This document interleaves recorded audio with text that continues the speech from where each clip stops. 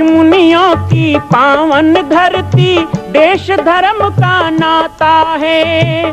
कहते सारे लोग यही हैं, गो हमारी माता है।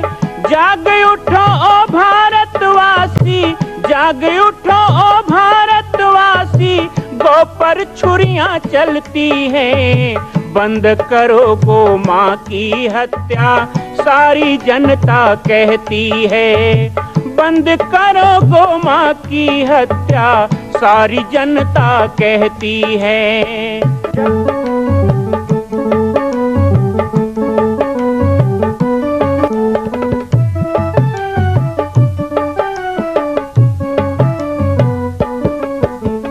जगह जगह पर बूचड़ खाना, लाखों गौएं कटती हैं। किसे सुनाए व्यथा हमारी, नैना नीर बहाती हैं। रक्षा करना गौ माता की, रक्षा करना गौ माता की, गीता ज्ञान सिखाती है। बंद करो गो माँ की हत्या, सारी जनता कहती है। बंद करो गो माँ की हत्या, सारी जनता कहती है।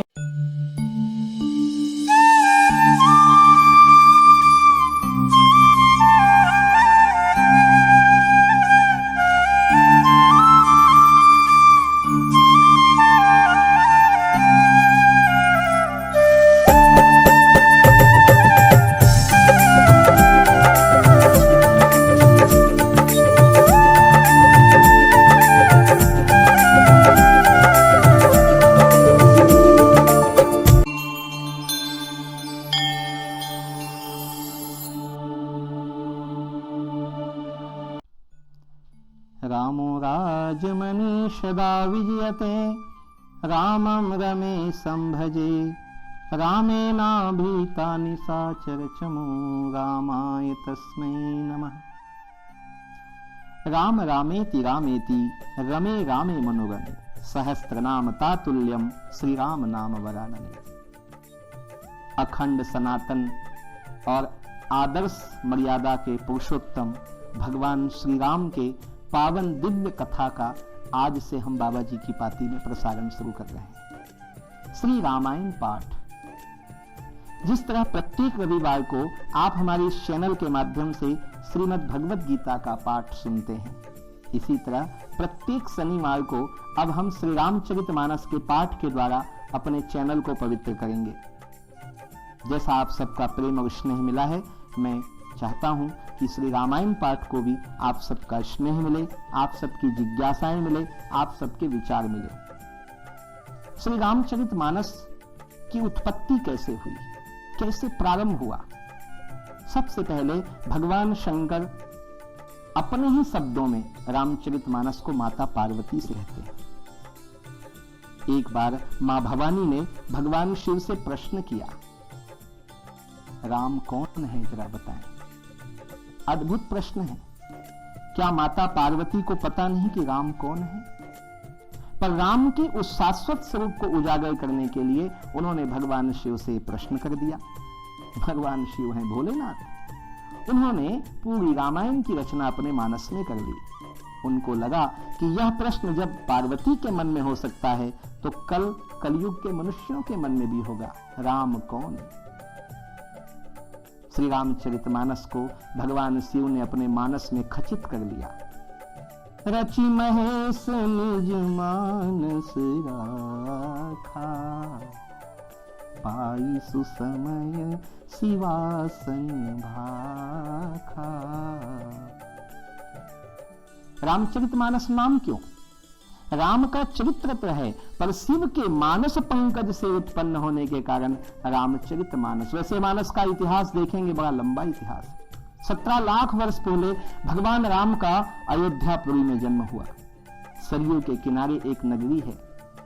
सरयू के किनारे एक नगरी है जहां पर दशरथ राजा रहते हैं। दशरथ राजा की 3 रानियां, बड़ी रानी कौशल्या, जिनकी गोद में भगवान राम का जन्म हुआ। आहा, हम धन्य हैं छत्तीसगढ़ के वासी जिनको मां कौशल्या के जन्मभूमि में जन्म लेने का सौभाग्य मिला।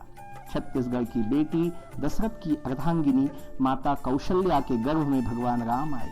भगवान राम का जन्म अयोध्या में हुआ। 17 लाख वर्ष पहले इस घटनाक्रम को 11,000 वर्ष तक भगवान राम ने अपने आयु अवधि में संपादित किया। पूरी रामलीला बनी, रामचरित्र बना, राम का आदर्श विश्व में विख्यात हुआ। ब्रह्मांड राम को जानने लगा। भगवान राम के पराक्रम, शौर्य, शूरता, वीरता, जहां बचपन में उनके द्वारा किए जाने वाले माता पिता की आज्ञाकारिता, गुरु भक्ति प्रसिद्ध हुई। वहीं इतने छोटे उम्र में चरण धुनि से अहिल्या का उद्धार करना, यज्ञ की रक्षा के लिए राक्षसों का विनाश करना, सीता स्वयंवर में पूरे ब्रह्मांड के राजा रावण बाण छुआ नहीं चापा, परशुराम के दर्प का खंडन और अखंड ब्रह्मांड को प्रतिध्वनित करने वाले धनुष को भंग कर देना, विश्व विजय की कीर्ति के साथ सीता के पुष्पमाला से सुशोभित राम, उदय उदय गिरी मंच पर रघुबर बाल पतंग। तुलसीदास जी ने उन्हें सूर्य की उपमा दी। सारा ब्रह्मांड जिनके प्रकाश से चकाचौंध हो गया हो, वो राम। राम की ये संपूर्ण लीला, राम वनवास और उसके बाद में सीता विरह, रावण का नाश, हम सब जानते हैं। लेकिन इसी रामचरितमानस को वाल्मीकि ने राम जन्म के पहले ही लिख दिया। श्री राम के जन्म के पहले ही वाल्मीकि ने समस्त रामायण को लिख दिया, पूरी कथा बना दी। इससे यह सत्य साबित होता है कि जिस तरह एक फिल्म को फिल्मांकन करने वाला पहले ही कहानी बना देता है, पट कथा पहले बनाई जाती है, बाद में केवल उस फिल्म का शूटिंग किया जाता है, उस फिल्म को चित्रांकन किया जाता है, छायांकन किया जाता है। इसी तरह हमारे ऋषि महात्माओं में इतनी ताकत थी कि अखिल ब्रह्मांड नायक परमात्मा राम के संपूर्ण जीवनी को पहले ही पटकथा में उतार के वाल्मीकि ने रख दिया। उस लीला को छायांकन और लीलांकन करने के लिए राम जी को वन वन घूमना पड़ा, नाव में चढ़ना पड़ा, सीता विरह भी हुआ, लक्ष्मण को मूर्छा भी हुई, कितने कष्ट सहने पड़े। लेकिन ये सब इसलिए क्योंकि ये वाल्मीकि ने पहले ही कथा में लिख दी। उसे कहते हैं वाल्मीकि रामायण, अध्यात्म रामायण, सबसे प्राचीन पुरातन माना हुआ हमारा ग्रंथ श्री वाल्मीकि रामायण। वाल्मीकि रामायण के साथ साथ फिर बहुत मतांतर है, इसलिए आधुनिक काल कलयुग में इन 5000 वर्षों में कई रामायण की रचना हुई। दक्षिण के संत हुए कण्व, उन्होंने कम्ब रामायण की रचना की, बहुत प्रसिद्ध है वहां पर कण्व रामायण। इसी तरह दक्षिण भारत में रामायिता राम, 22 प्रकार के रामायण हमारे यहाँ मिलते हैं। आनंद रामायण, बर्वे रामायण, अद्भुत रामायण, हनुमान नाटक भी जो हमारे गुरु गोविंद सिंह जी ने लिखा, वो रामचरितमानस का ही वर्णन है। लेकिन सबसे प्रसिद्ध यदि कोई हुआ, जैन रामायण भी है, सबसे प्रसिद्ध यदि कोई हुआ तो वो सबके दिल को छू लेने वाला,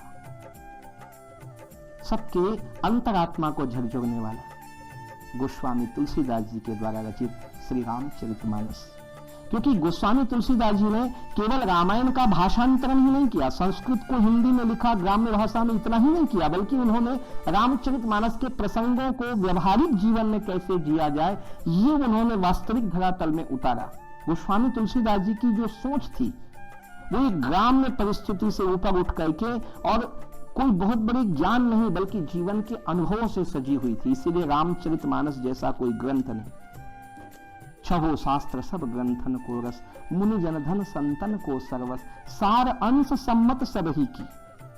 ये रामचरितमानस को किसने कहा? रामचरितमानस की कथा आप जानते हैं। आज तो रामायण पाठ का पहला दिन है, हम केवल आपको भूमिका बना रहे हैं, कल से आपको रामायण सुनाएंगे, आपकी जिज्ञासाएं भी आएंगी अगले हफ्ते तक। लेकिन हम ये चाहते हैं कि रामचरितमानस क्या है, किसने प्रमाणित किया कि रामचरितमानस सर्वसिद्ध है। एक छोटी सी कथा कह के आज के विषय को विश्राम दूंगा। कहते हैं कि ब्राह्मण काशी के जो थे वो जलते थे तुलसीदास जी से। एक बार उन्होंने रामायण की चोरी करवा ली।